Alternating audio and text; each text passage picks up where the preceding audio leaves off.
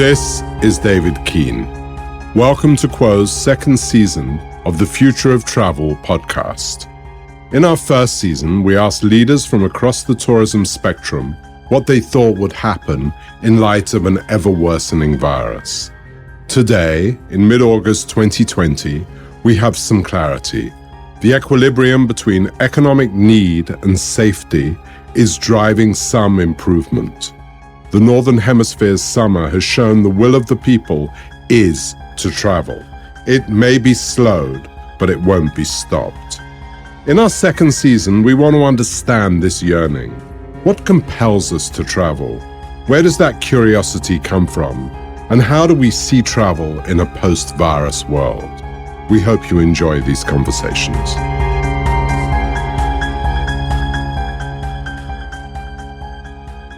Amanda Hills Balfour, president of MMGY Hills Balfour out of London and global aficionado on tourism and great friend. Welcome to the Future of Travel, Amanda. Oh, thanks, David. So nice to be here. Really appreciate the invitation. Amanda, you and I go back a really long time, and we've seen over the last 12 to 15 years of one being great friends, but also being heavily involved in the tourism industry, significant change.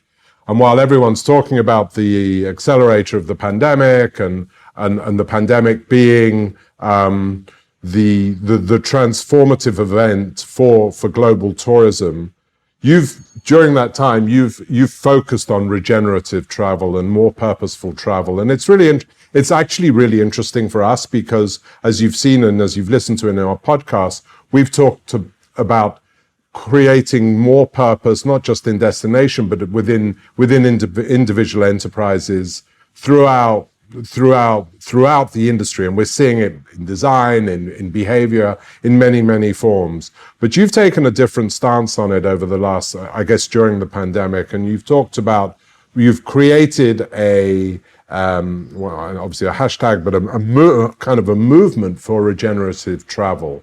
First of all, can you explain to me what is regenerative travel in your view?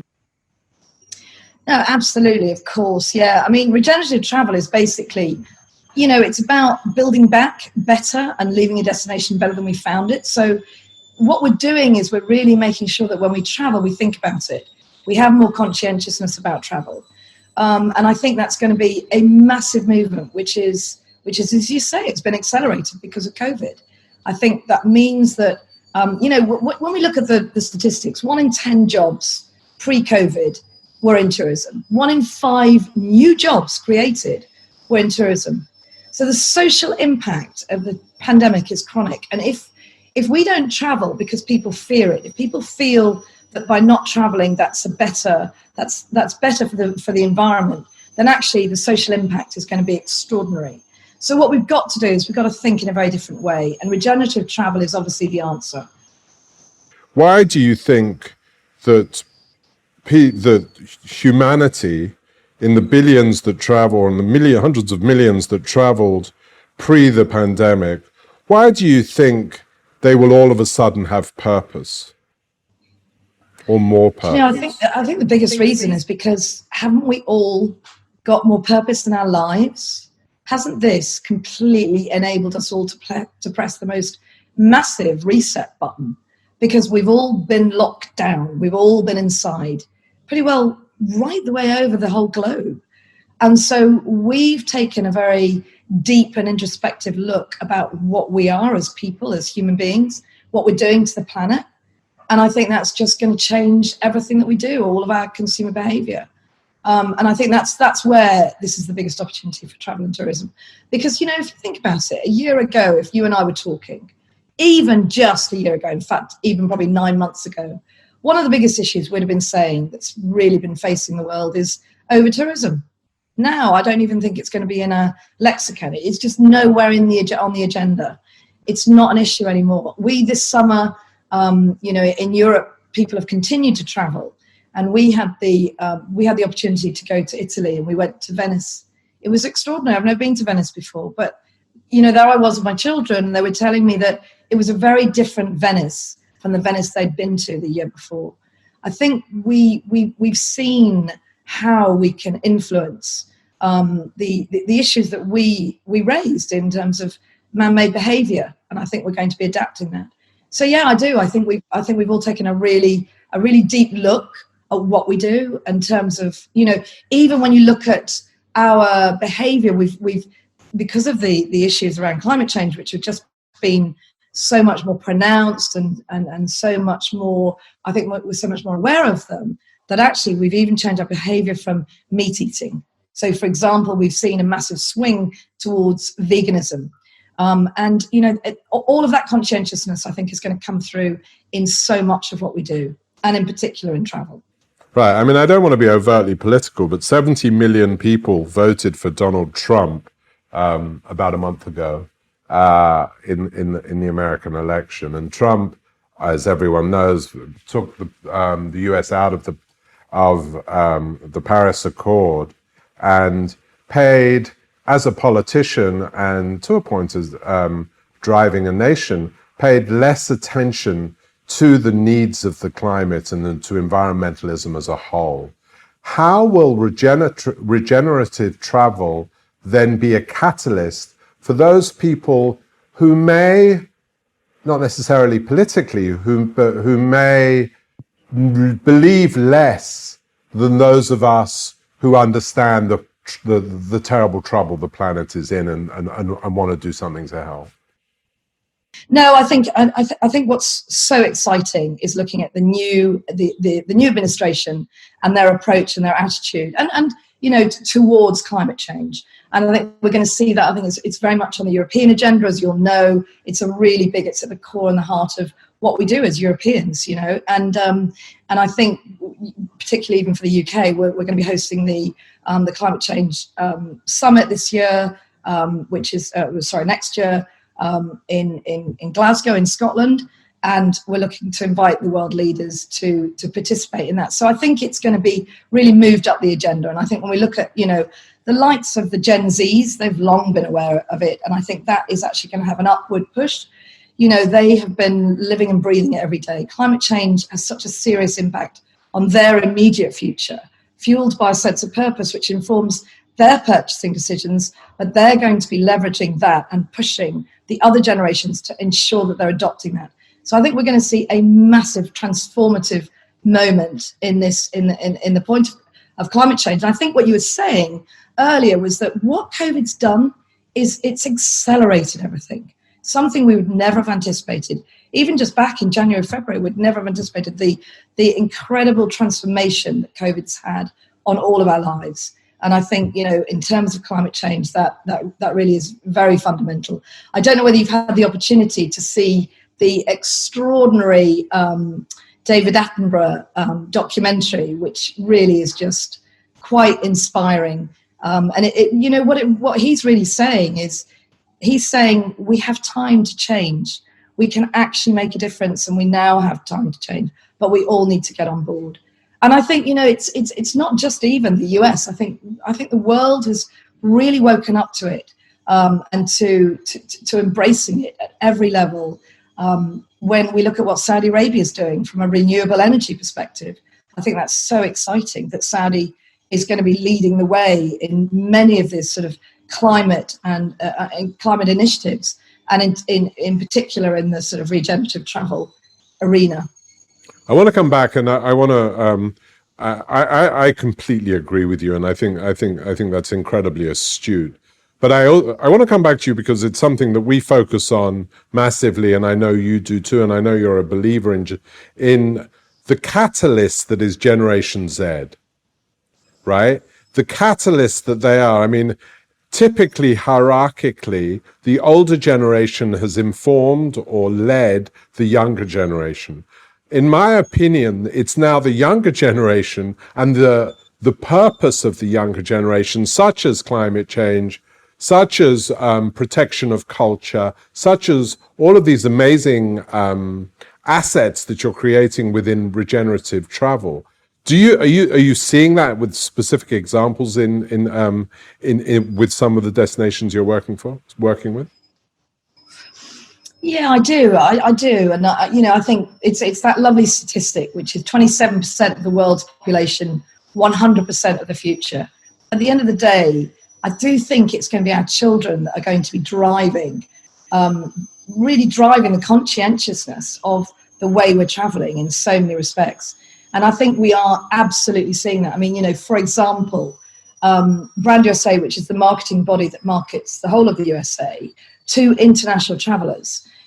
They have had a particularly major focus on talking about the national parks. The national parks, which are absolutely extraordinary, over 100 years old, given to the American people by Abraham Lincoln as a place to be mindful, as a place to go away and to enjoy and to relax. And so actually, how clever that the destination is now opening that to the world so that people can go to America and experience things like the national parks, which are so varied.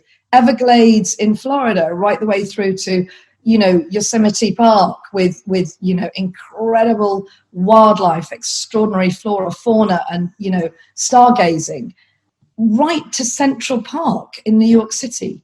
So, I think that sort of that whole idea that we can open up, we can get away, we can, and the pressure that the younger generation are going to be putting on to the parents to ensure that when they're traveling, they're doing it with the right purpose, the right thoughtfulness. So I do think that there is going to be a massive influence. But I also think that, and I think going back to COVID, I think it's presented us with a wake-up call. Regeneration, it impacts and resonates with every generation. Perhaps just some of the different demographics have been a bit slow to recognize it. But I think the world has now had this massive wake-up call. And I believe the appeal is going to be far broader. And that's going to really have an impact in all of our consumer decisions when we buy our holidays, both for leisure and for business, indeed. We'll come on to business in a bit because, it's obviously the elephant in the room, and it's the elephant in what we've been discussing over the last 6 months. And when you see, particularly the city hotels here in Asia, and around the world, I mean, their numbers are still fairly shocking. But we'll come to purpose and city and urban hotels and regenerative travel to that in a second. But first, I'd like to focus a little bit more on culture and the purity of culture and the love that particularly the younger generation and again, as you know, and it's been my life for the last 30 years in terms of having the privilege to visit some of the most extraordinary places in the world, and being able to work with different cultures and work to understand their culture, to understand culture, and to reflect culture, be it in the written word or through image or film or in whatever way we do it. And I think, as Gina, sort of just affirming what you're saying in terms of environmentalism, in terms of the younger generation and regenerative travel, whether it's in Africa or here in Asia, or to a point in the US and in Europe, it is that purity of culture that suddenly is going to become more sacred. Do you agree with that? Oh, 100%. I think the way that we are going to build back better is to make sure that we're engaging with our local communities and the locals first. And then I think we're going to develop from there, because that's what everybody really wants. I think authentic tourism, from the studies that we've seen, particularly for the consumer in Europe, is really, it's all about authentic and actually experiential travel. When they go to a place, they actually want to be not just meeting the locals, but immersing with locals, doing what the locals do. So I couldn't agree with you more, David. I think it's really fundamental to growing back is making sure that we've got that engagement. Yeah, I couldn't agree with you more. And it's interesting. I mean, in the hotel brands that we're working with at the moment, but both in Europe and in Asia, one of the things that I'm working, as you know, massively in kind of transformational branding and creating transformational hotel perceptions, and it's not very complicated. previously, when we was younger people in London or wherever we were, we'd walk past the hotel. You'd never walk in because you couldn't. It wasn't part of your thing, right? It wasn't part of your life. Hotels were for somebody else. The whole idea in terms of branding and in terms of perception and engagement with local community is to create hotel brands where you can, and every other form of travel brand, whether it be at a restaurant or be it through airport, well, not so much airports, but any cultural element within a destination has to be driven from the community. And that's the point that you bring up. And that's the point that I think is kind of fundamental to this. Yeah, I think so. And I think, what we've seen as well is the local, for example, with the hotels that have been engaged with their local communities, that have been helping people throughout the pandemic. I think, that's what's going to pay dividends for those brands when they come out of this. When you're looking at the way the Shangri-La movement in China, they were one of the first at the front line to be feeding the workers, loved it, that the Langhams offered short break stays to the NHS nurses to come with their partners to have sort of, short weekends, 4 seasons in New York. They were the very first to open their doors to offer, coffee stations to all the frontline workers. I think those are the brands who are engaging with the locals, who are saying, we're not just about commercial, we're actually about being part of your local community. What can we do to help? I think that's where brands have really played such an important role. I remember there was a moment in COVID when all the supermarkets got together and they all sent out mail shots to the consumers within the UK. So this was in the UK, the sort of Waitroses and the Tesco's, and they all got together and they sent out a message that said, don't panic buy. Don't buy your loo rolls. Don't go and panic buy so that your neighbour doesn't have the ability to go and buy things. So don't do that. But they got together as a brand. They got together. It was brand agnostic because they got together as an industry. And actually, that was the thing that really preempted us from working with World Travel and Tourism Council to create something called Together in Travel, which was the movement that you were talking about earlier. And it was really just to say, look, we all know that we're not allowed to travel. We don't want to. It'd be irresponsible for us as travel marketeers to try and encourage anybody to travel. But what we can do is we can all get our arms around this. We can all collectively come together and basically invite everybody to share their stories and continue to keep travel on the agenda so that we can do that while we can go through our phase of inspiration, so that by the time we meet the invitation and the final booking stage, travel is still very uppermost in people's minds. And that's what we've got to do, David, as marketeers, is just make sure that we're continuing to talk about travel and the great things that travel represents, because travel's a force for good after all. Right, I totally agree with you. I mean, I was really inspired. I think it was in about April with the Portugal. We're on pause video. I'm not sure if you saw that. Yes. But and we were lucky enough to do something similar for Phuket and others. But it is exactly that. It's harnessing that core beauty. It's isn't it just? I mean, New York did the most beautiful inspirational campaign with JC&Co, who obviously had billboards around the world, and who was saying, what is the message that we need to put out there? And New York came out with this beautiful, simple message: New York misses you too. And that was it. And everybody saw that message and engaged with New York and sympathized with New York. New York have had a really tough time through COVID. And what it's done is it's just kept that desire to go back to New York just bubbling underneath the surface, ready for when New York is ready to welcome everybody back. Yeah, I couldn't agree with you more. I think that what we've seen and what we're witnessing, which is almost hair-raising, is actually, in our professional lifetime, probably the most transformative moments that we will ever see in the perception of destination, city, region, place, hotel. Do you agree with that? Yeah, I really do. I honestly don't think we could ever have imagined the opportunity to have 9 to 10 months of rethinking how we do it better.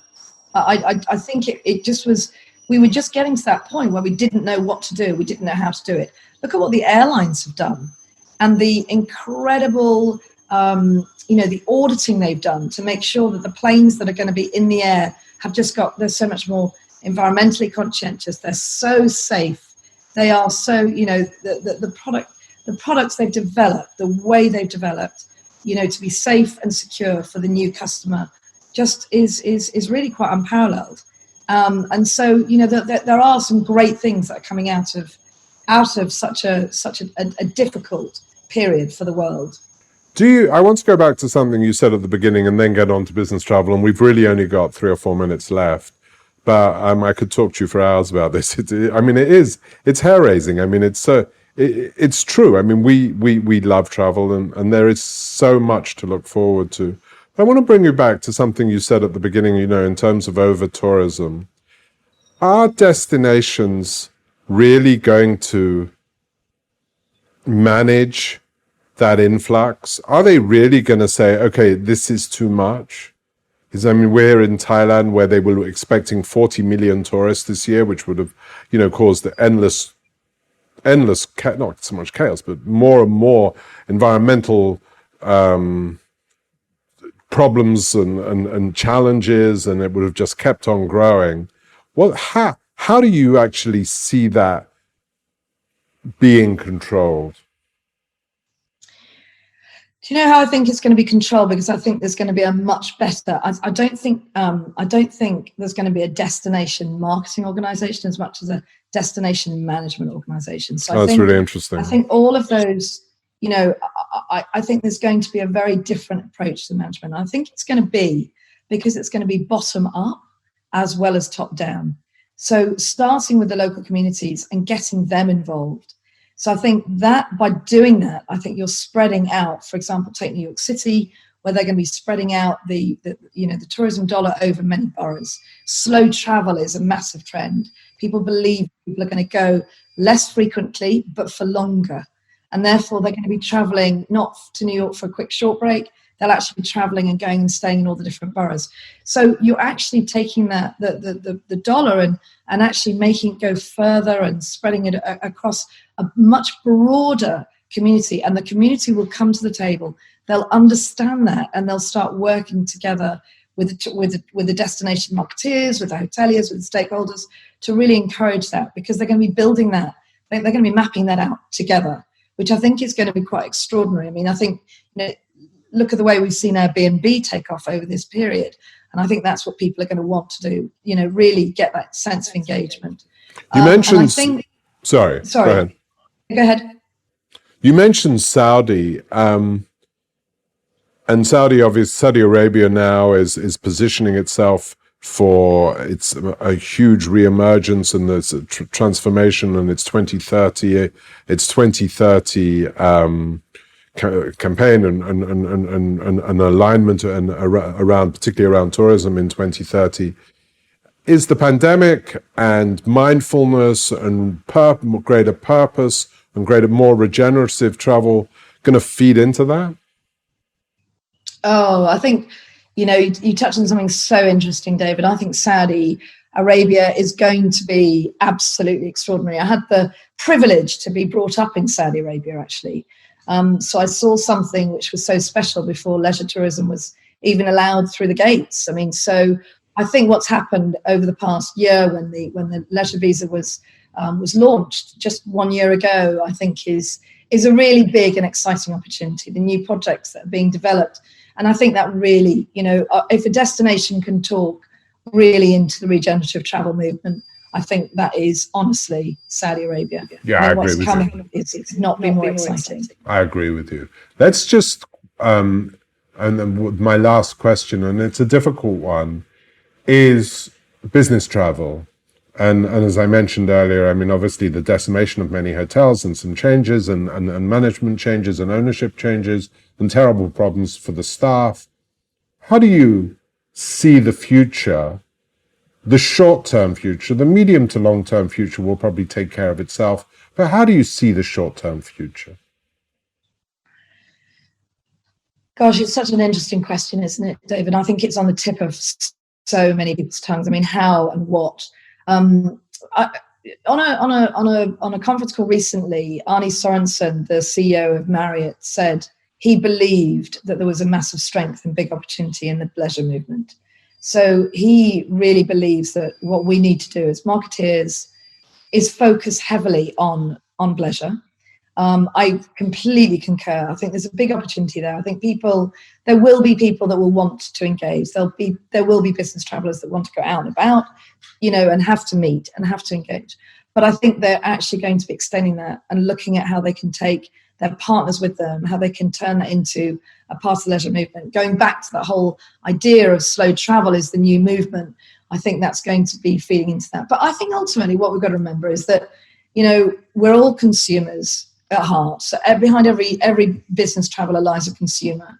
There will be business travel. There will be some business travel movement. Perhaps it will take a little bit longer to start to grow back than we had before. So I think what's really important is brands have got to be transformative. They've got to be really creative. They've got to completely disrupt what's going on in the marketplace. There are opportunities. If you think about the opportunity for people to travel and work abroad, it's never been more pronounced. That sort of nomadic traveler movement is absolutely extraordinary. Now's the time to get out for the next year to the new generation and say, why don't you come and travel? Why don't you come and live over here in Bangkok for a month, for 6 months? Now you're allowed to do it. Come over, travel, work remotely. And never before have businesses been more open to it.